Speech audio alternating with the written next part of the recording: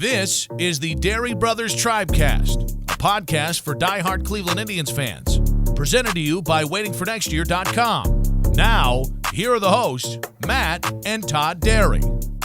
Yes, football season is back, but yes, we still continue with the Dery Brothers Tribecast here on a Monday morning. Matt and Todd with you after certainly an interesting week of Indians baseball that now sees the team a game and a half out of the playoffs and out of the wild card because the A's don't lose and the Rays don't lose.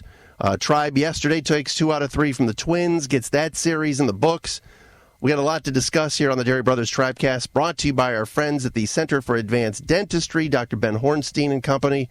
Todd, you were down at the Browns game yesterday, but I know you had another eye on the Tribe, and at least they win the series and take 2 out of 3, but it still doesn't feel like it's some big accomplishment, right?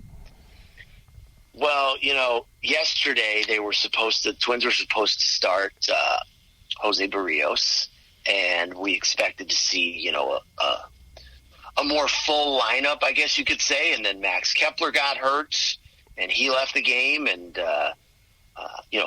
Mitch Garver hitting in the 2-hole, and Astudillo it was also in the lineup, and they had that Wade kid, and Adrianza is kind of like they gave the they just decided, we're going to kind of punt on this one. So we got, is this the guy from the USPBL, Randy Dobnik? Correct. Correct? Yes, the former Utica Unicorn, just a summer and a half, removed. Pretty crazy. Yeah, so we got him and the great Devin Smeltzer, and so it was kind of like they punted on the game for the Twins. And you know what? Good, thank you. I appreciate it. You take 2 of 3 from the Twins, and obviously there were 6 games left with the Twins. We want, the way the Indians put themselves in the position was that they were going to have to win them all, essentially. But, you look up in the last 2 series they played with the Twins, the one in August and then the one this weekend, both in Minnesota, Indians took 3 of 4 and 2 of 3.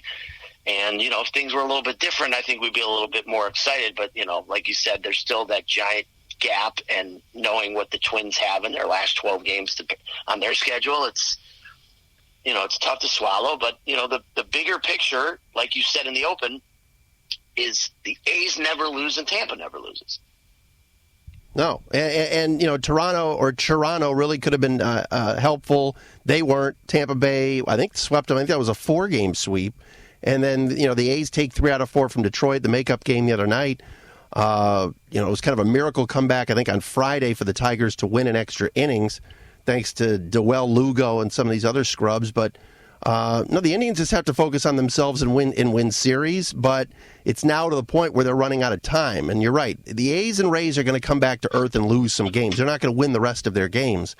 But Minnesota with a 5.5-game lead now, and you're right. Rocco Baldelli treated this series like it was a exhibition game, in my opinion. He showed very little respect for the Indians.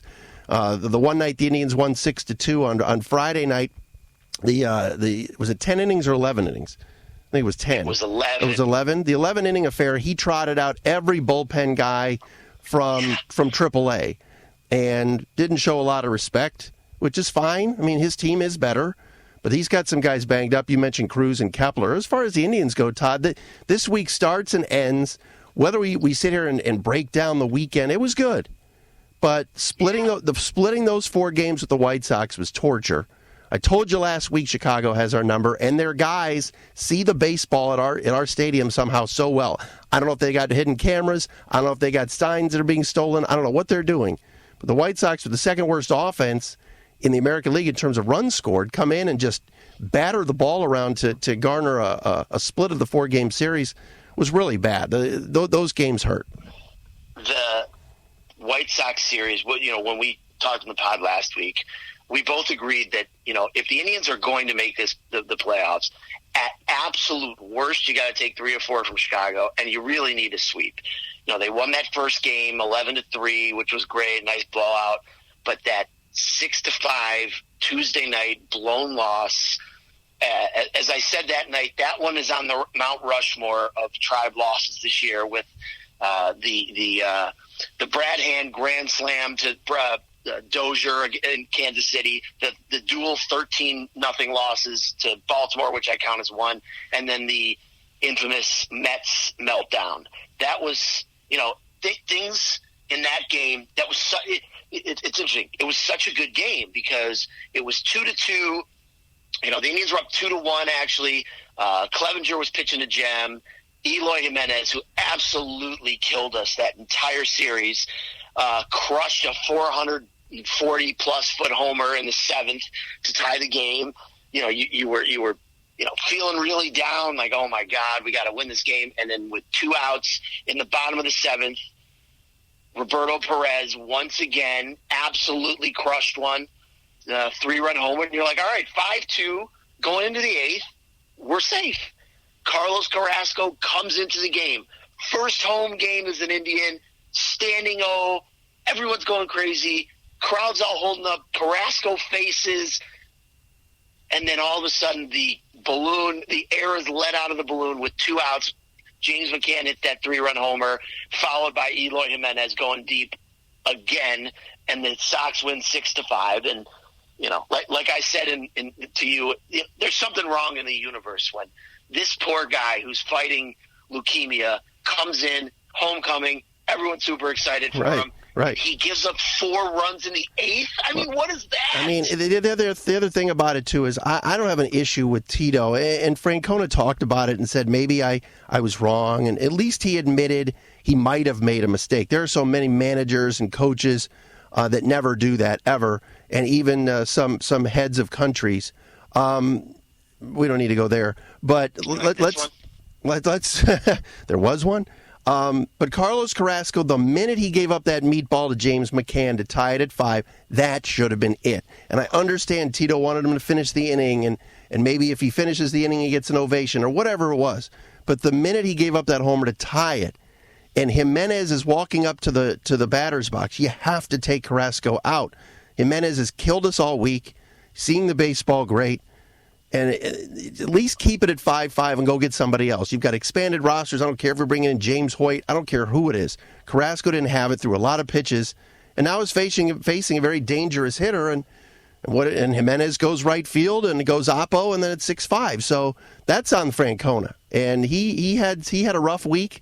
Like I said, I thought he managed better than Baldelli this weekend, and I think it was the Friday game with Pletka where. I think it was Pletka Friday, where he went to the pen. Or maybe it was Plesac. Whenever he went to the pen Friday and got Clippard and those guys, and he kind of managed that pretty well and got the W 6-2. Other than that, that game on Tuesday, like you said, Todd, that was a killer. Yeah, and I saw a lot of hand wringing over how could Tito put him in the game in that situation and yada yada yada, and you shouldn't have brought him in and use your other guys. The night before, I know the Indians won that game 11-3, but he had already gone through, and I want to look this up, but yeah, okay. Savali pitched 5 in that inning, but he used Clippard for an inning. Goody didn't have it. He pitched, but he was out there. Simber came in, and remember, he got that big double play in the one pitch, and he covered first, and it was a great play. And Whitgren pitched an inning, and Hunter Wood pitched an inning. So you're up 5-2. You used every one of your key right-handed relievers the night before. That's the perfect opportunity to bring in Carrasco. It wasn't a 1-run game. It was a 3-run game. I had no problem with that. None. And if you're going to need him and use him late innings, this is the first. There's got to have to be a first time. Might as well have been there. He just hung a couple of bad pitches. I mean, he was right. Also one pitch away from getting out of that inning unscathed. I mean, right. He makes. Yes, he got squeezed a little bit too. The umpiring wasn't great that night, and if everybody's saying, well, Carrasco's going to come in and be our new 8th inning guy because the bullpen's kind of struggled this month or whatever, or the last few weeks, then you put him out there and he blows it. Then you can't double back and say, well, he shouldn't have been in that situation. He's going to pitch. Right. He's going to pitch every other game, and they know he's got electric stuff. It's Carlos Carrasco here, one of the, known as one of the best and most consistent starting pitchers in the American League. So if he's healthy, you have to use him. You're right. And I was just going to say what you said about he's not pitching back-to-back days, so this was the day for him to pitch. So that was it. I mean, and I know that, they've expanded the rosters and you got a lot of more arms, and I do want to talk about who they have out in the bullpen and how they're using them. But that was the time to bring in Carrasco. I had no problem with it. And if he gets out of that inning and he instead, if he doesn't hang a pitch or it's missed and it's popped up to James McCann, everyone's talking about what a great story it is. So, it's just like everything else in sports. It's a fine line, that's for sure. Oh, and look, like we said, it was a winning week, 4-3, taking 2 out of 3 from the Twins. The team has still lost 6 of its last 10 games. And like we talked about, Tampa Bay's got the lead over Oakland. Oakland's, has a game and a half up on us. Now the Indians have to go back on the road. The schedule's been absolutely ridiculous. Now they're going to, Anaheim, or not go back on the road, continue on the road. They got Anaheim this week, and we'll tell you who's pitching. We're going to see 3 lefties in a row. How about that? The Angels are throwing 3 straight lefties at us, which I don't know if that's good or bad, but maybe that'll get Puig and Reyes going more consistently, although Franny had a nice 2-run single yesterday off a right-hander. But, go ahead. Yeah, I think it's going to be a good thing. Early in the year we were talking about how this team can't hit left-handed pitching. That they have, I think, it's either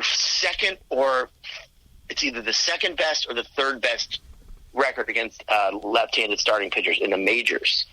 And, now you got Luplow back. So, they're basically been going with the Luplow-Bowers platoon in left field, which has been fine. And, you still got everyday GA available if you need another right-handed bat. And, you're going to have, now with Puig and Reyes, you got the additional right-handed bats. So, I'm not worried. The Angels have kind of cashed it in. But, we were talking about the Rays. They've won 10 of 11. Yeah, red hot. And the A's have won 5 of 6. So we're getting no help. That's for sure. Hopefully, I know that the Oakland has Houston coming up. So I'm hoping. I can't decide who I think which of those 2 teams is the most catchable. But the way Tampa is playing, and they've just got back. What's his name? Glass now. Right-handed pitcher. Tyler Glass now. And Blake Snell is getting ramped up. A couple simulated games I saw. He pitched in the last week, and he pitched in the AAA playoffs. So he will probably be back for the last 2 weeks of the season, too. I mean, they're going to use him the way the Rays do it. They won't be using any deep starting pitching with those 2 guys. But that's working for them. I've never been this. I see you working, a little Jim Rome line. I've never been a huge fan of this whole opener thing. But what Kevin Cash has going with the Rays right now, it is working. Really, the only real starter they have, at least healthy, is Charlie Morton. Everything else is in and Yarborough's been good, too. Oh, yeah, that's true. They've been going with 3 guys, and this Austin Pruitt all of a sudden is, that they've been using has been working out well. It's truly amazing what they're doing, and nobody's going to watch them play, which is other than Dick Vitale, which is sad. But I don't know, man. This week was very discouraging to me. I know they took 2 or 3 over the weekend, but that White Sox series was such a killer. I mean, the last game of that series, you got 1-hit shutout by Reynaldo Lopez. I mean, that was – and the last time out Lopez pitched, he had given up like 8 earned runs. He got smacked. Yep. Yeah, and I mean, that game was on the list of time wasted for me where I would like to get those 3 hours back during this past, let's say 3 months. That's at the top of the list for sure. And Dery Brothers Tribecast, by the way, for a Monday, Tribe and Angels started a 3-game series out in Anaheim this week, and then the Indians come back home, get a day off Thursday, thank goodness, and then Friday, Saturday, Sunday again against the Twins. The other thing, Todd, and I texted you this, I think, Saturday night, every single game is excruciating. And eventually, like you said, Monday we had a laugher, which is fine. It was kind of a laugher late, but and Tito has pointed this out, and I've heard him on some of these manager shows with Tom Hamilton. I'm not saying these guys are getting tired. You don't want to make excuses, but this team needs a couple of laughers back to back. They need to when they have a 5-1 lead, they've got runners on. They need a ball hit to the gap to make it 7-1. They just can't get that big hit. Everything, even yesterday, Santana solo pizza, Lindor solo homer. And a 2-run single from Reyes, which I guess is not par for the course, which was nice. But again, it was 5-1. Then all of a sudden, 5-2. Then all of a sudden, Hand puts the winning run. The tying run comes into the batter's box. I know it was Ryan Lemaire or whatever, former Michigan Wolverine, by the way. Go Blue, hail! I think they. That can't happen. Greg Allen makes a huge play in left field yesterday for the first out. So Hand is still shaky. But, can we just get a 9-2 game where we bring Hand in? Or everything's got to be 2-3 run game? The game Friday night was excruciating, finally breaking through, but it took forever. Oh, my God. That game Friday night, you and I were texting throughout, obviously. And, I think it ended at 12:30. It was Friday night, so it was fine. But that game, the extra innings, oh, my God, it was, like you said, just excruciating. I didn't see, and maybe you did and I didn't, but, Nick Goody came on to close that game out, and nobody questioned why Brad Hand did not come into that game. Did you see any reason? Because it's not like he was overworked. He had pitched once in the last week. Yeah. And I was kind of curious as to why he didn't finish that game out. That's where we scored 4, and you could go to the it was a non-save situation thing, but that would have been a good opportunity to get him in after that, a blown save and give him some work. I don't know if maybe it was he had Goody warming and he wanted him, the old, the guy's hot, you might as well bring him in. But, I didn't see it. Did you? No, and the guys on STO didn't say anything. And, There's a surprise. Listen, I love Andre, and Andre's our dude. And I think he is as good as it gets in terms of his particular job. But was it that game? It was. The Underwood doesn't tell you what is going on. I don't remember the exact specific situation, but it was something to the effect of Jake Bowers was on deck, and they had a lefty. The lefty was pitching Thorpe, and Lewis Winthorpe. Yes. Winthorpe. Feeling good, looking good, Billy Ray. Yeah. So, but they never once mentioned there's a right-hander warming, and if we announce Jordan Luplow as the pinch hitter, they're going to go to a right-hander. It was I just assumed that was the situation. You got to have the camera, right? You got to have the camera on both bullpens. You got to be telling us who's up. The minute someone gets up and starts warming, the Indians, for some odd reason, the STO broadcast don't do that enough. I agree with you. It was like the 10th or 11th inning in this massive game. How do you not make your viewers aware of what's going on? Listen, you and I are professional baseball watchers, so I just assumed this was how it would be. But the casual fan who doesn't, live and die with every pitch who's watching that game, you got to tell them what's going on. I don't know. I thought that was strange. But no, I'm with you on that. And let's get into something else. We could sit here and talk about, what was a good sign was you got 6 runs scored Friday, which is good. Yesterday you put up 5. But the bottom line is this. This team has not scored enough runs since Jose Ramirez has gone down with the broken hand. And it's just, again, I know we said this last week, but boy, did they miss him. And it's that means Puig and Reyes and other guys have to step up, which is true. But when we had our full complement of guys, even Naquin, this team was really rolling and scoring runs consistently and getting that big hit. And a lot of it was Jose, especially in Minnesota. And, man, just not to have him in the lineup just sucks because, Chang and Freeman, God bless them, they're doing all they can. But, they're not starters in this league. No, especially Chang may be down the road, but Freeman is what he is, and he's done a nice job. And Chang's been fine, but again, the difference is you're hitting Chang or Freeman basically 9th or 7th, depending on how it is. Whereas when J-Ram was there and he was smoking hot in between Puig and Reyes, and then Kipnis could bat 7th, it was a huge difference. Now you got Kip hitting in between Puig and Reyes, and the bottom of the order usually isn't, it doesn't look so great, and you can pitch around, certain guys. Jake Bauers, has put together some nice at bats. I think we've seen some nice adjustments from him at the plate since he's been back, for sure. Yeah, and he's drawn some walks, but he's not driving the ball like Ramirez. He's not super steamy. No. I'm not like Brent Hatley. There you go. Big controversy this morning, but I don't want to spoil it.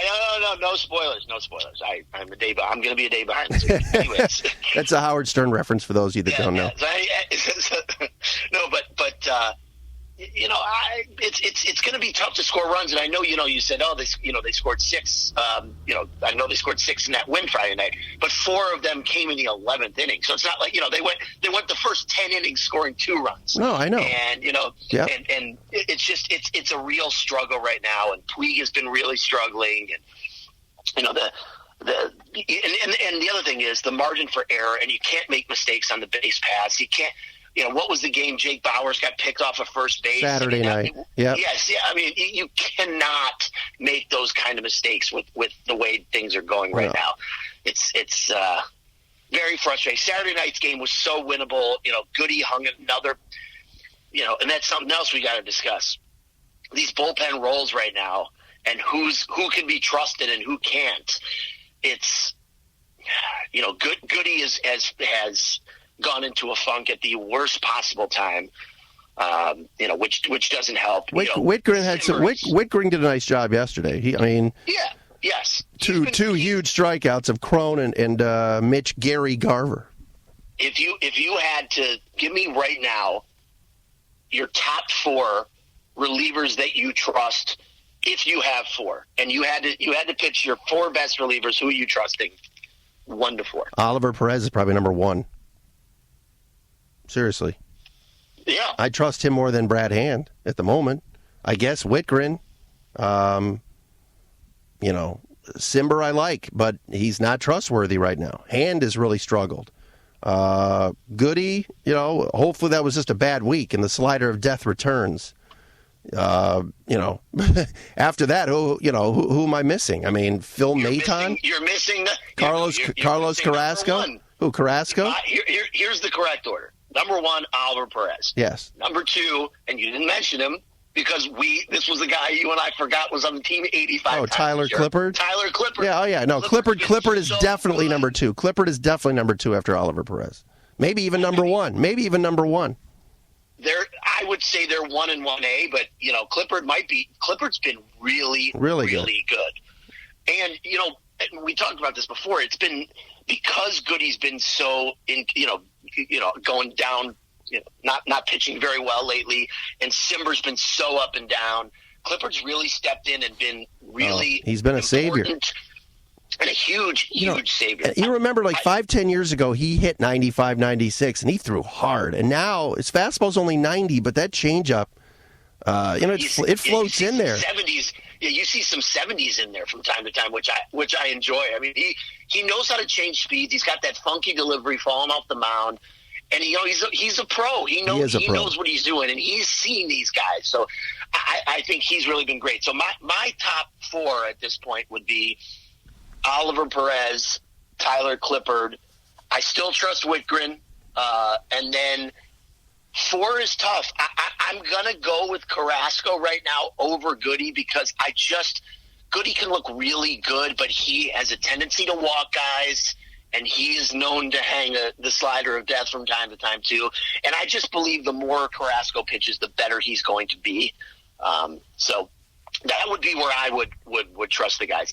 Another thing that I don't understand, and it happened to work out in their favor because Clippard is so good against lefties, is that all year long, you remember at times we had 4 left-handed relievers in the pen?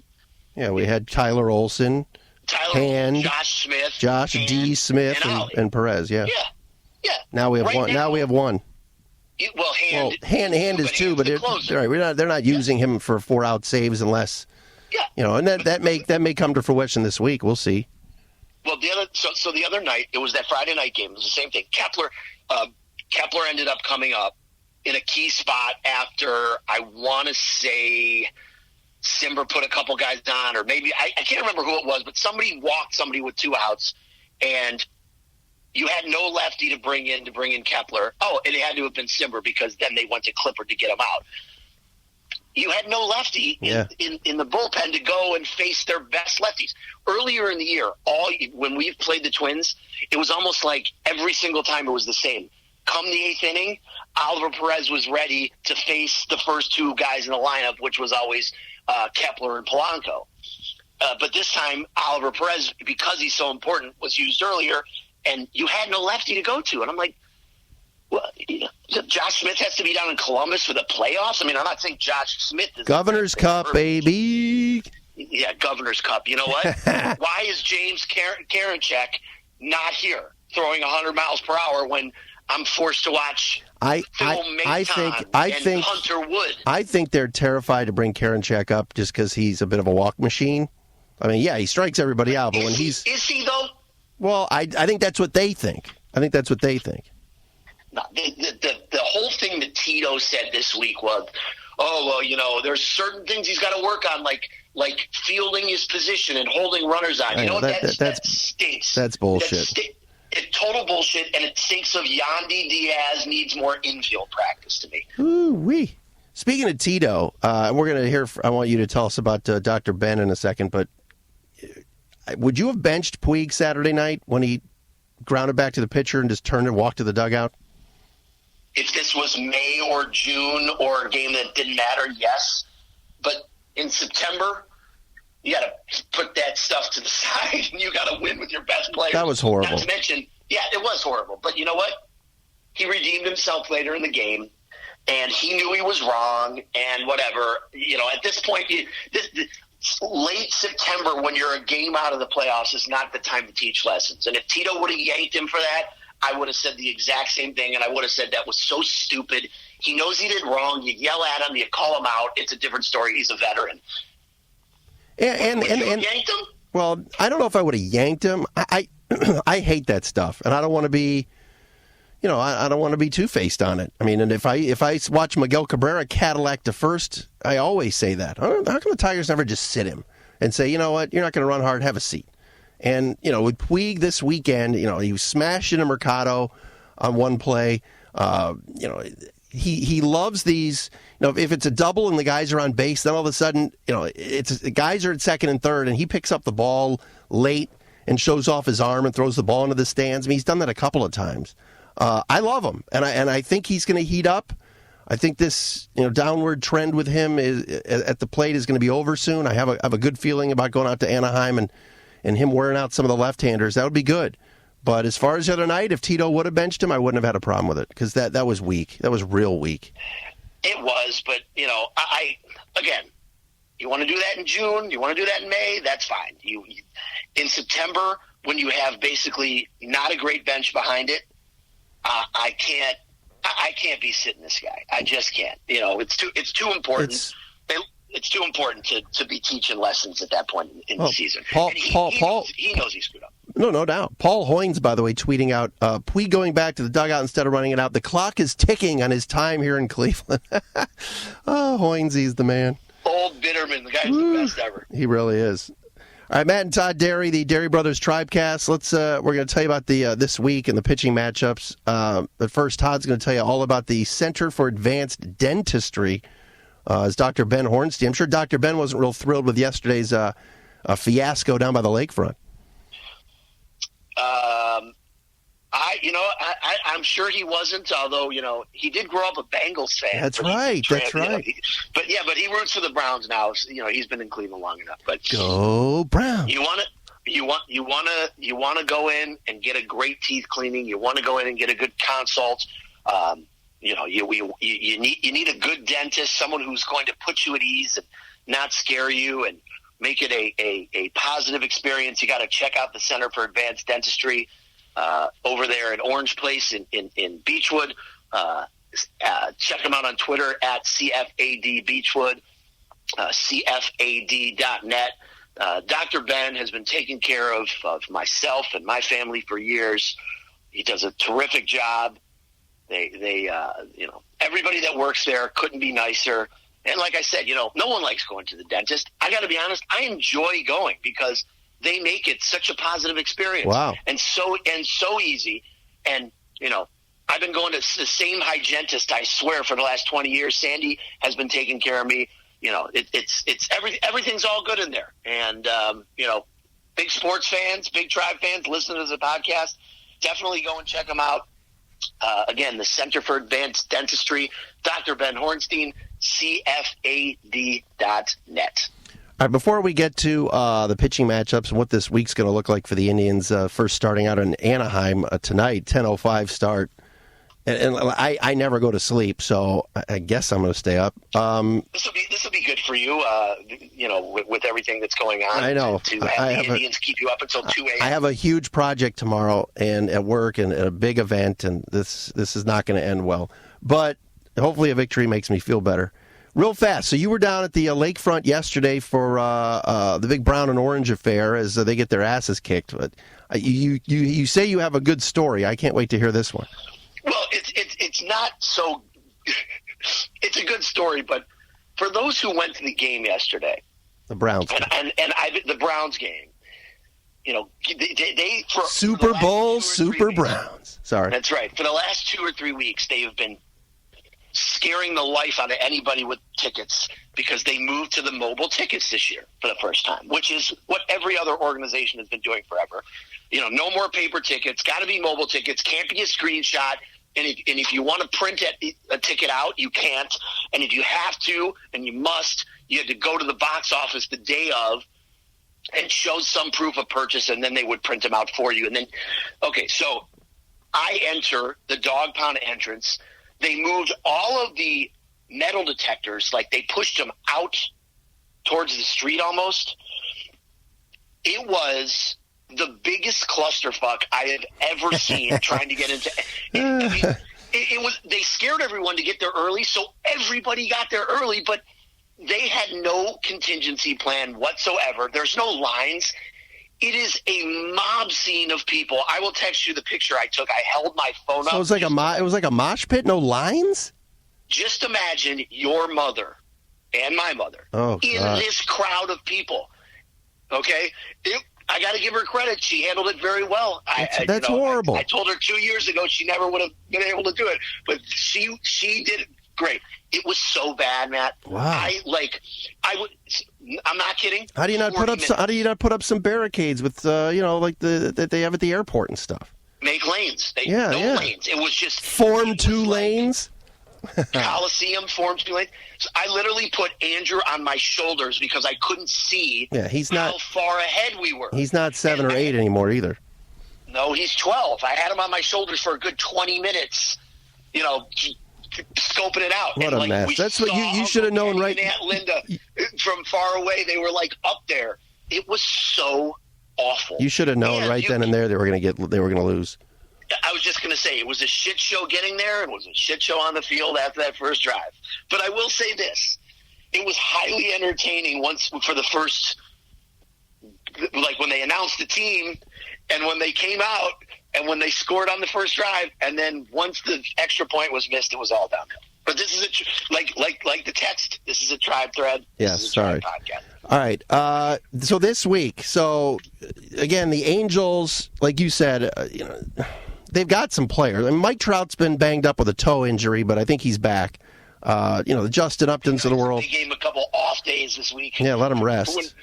First of all, they should never pitch to him. And I know he hits second. I get it. It's and Shane Bieber's our ace, if you want to call him that. So, but if there's ever any Mike Clevenger might take umbrage with that. True, no, that's true. His last 10 starts. But Bieber pitches tonight against Patrick Sandoval, 22-year-old left-hander. Then the lefty Jose Suarez on Tuesday against Zach Plesac. Both of those are 10:07 games. And then Pletko on Wednesday against Dylan Peters. Peters was the guy that was supposed to start against us on that Friday night game at Progressive. I was there. And then we scored like 5 runs off of their opener, and then Peters came in and shut us down. But he was great. He closed the game out. I think he pitched the last 8 innings. Crazy. We knocked the guy out. He pitched the last 8 innings. He was really good. So 3 lefties for this week, and then obviously Friday, Saturday, Sunday at home against the Twins, and we can line it up however we want. it gives Clevenger another chance to face Minnesota. He's had some nice success against them. It was yesterday was par for the course. But 3 lefties tied in a row, kind of interesting. There are managers that always try to throw lefty after lefty at us. I mean, Lindor's a better hitter from the left side, Santana from the left side, but those guys both homered from the right side yesterday. So, you're going to see a lot of Luplow this week. Yes, you will. I'm not saying Jake Bauers will never play, but they got to get it going, and I'm worried a little bit about the pen. I hope that gets kind of straightened out, but you just can't let Mike Trout beat you this week. You just can't. Yeah, and I want to give a shout out to Adam Plutko because every time his start comes around, in my head, and I'm sure other Indians fans, you're like, this is a Plutko start, we're going to lose. He's been absolutely nails for this team. Rock solid. Always shaking the first inning, but once he always settles down. For a guy who's essentially your 8th or 9th starter, he pitched Friday night, opening game against the Twins. They just came off of that series against the White Sox, and where they split and they had got shut out, and it had to be. It really had to be demoralizing, knowing you're going to Minnesota and there's all these must-win games. And Plutko goes out, and again, 6 innings, 2 earned runs. Every time you need him to come up big, he has. He's really been solid. He's all you can ask from a 5th starter, and he's your 8th or 9th starter. So I just want to give him props because he gets a lot of heat. I don't know how he's doing it. It's smoke and mirrors. He's not a big. He's only has 63 strikeouts in 93 innings. I mean, that's that's not great. But he's really done a nice job, and he really has saved this rotation. No, he has. He's been really, really solid, and you just have to stick with him because at the beginning of the game, every game, no choice now. I'm just saying, first and second innings, you're like, this guy sucks. And then by the 5th or 6th, you're going, wait a minute, is he giving us 6 with 2 earned runs? He hasn't still out there. Hasn't been bad. By the way, Mike Trout did not play yesterday in their loss to the White Sox. They did take 2 out of 3 from Chicago. But all right, man. Well, hopefully good things this week, and just hopefully Tampa and Oakland can lose a game or 2 here, and we continue to win. So hopefully they build off of this weekend series. We'll see. So Tampa has the Rangers. Here's what they got this week. Tampa is on the road right now. This is going to be their toughest stretch. Okay, so if there's a team to catch, to me, it's Tampa. They got 3 in Texas starting Tuesday, and then they do that 5 straight games in LA: 3 against the Angels, 2 against the Dodgers, which starts next week, next Tuesday, Thursday, and then next weekend, 4 against the Red Sox and 2 against the Yankees. So, this is the time where if anything's going to happen with them, this is where they're going to fall off. I mean, I know they've won 10 of 11, and they've been really, really good. But this is their toughest stretch of their schedule for sure. With Oakland, it's a little bit softer. Yes, this week, which is good. Start off, it's at Houston for 4. So this is another chance for us to make ground. But after that, it's direct the rest of the way. They got 3 against the Rangers, 3 against Kansas City, 3 against the Rangers, and then their last 6 are Angels and Mariners. So they basically have 4 games left against teams with winning records, and that's all this week. So It's a big week for everybody. All right, brother. Take care. All right, you the man. Dery Brothers Tribecast for another week. Thanks to our friends at waitingfornextyear.com.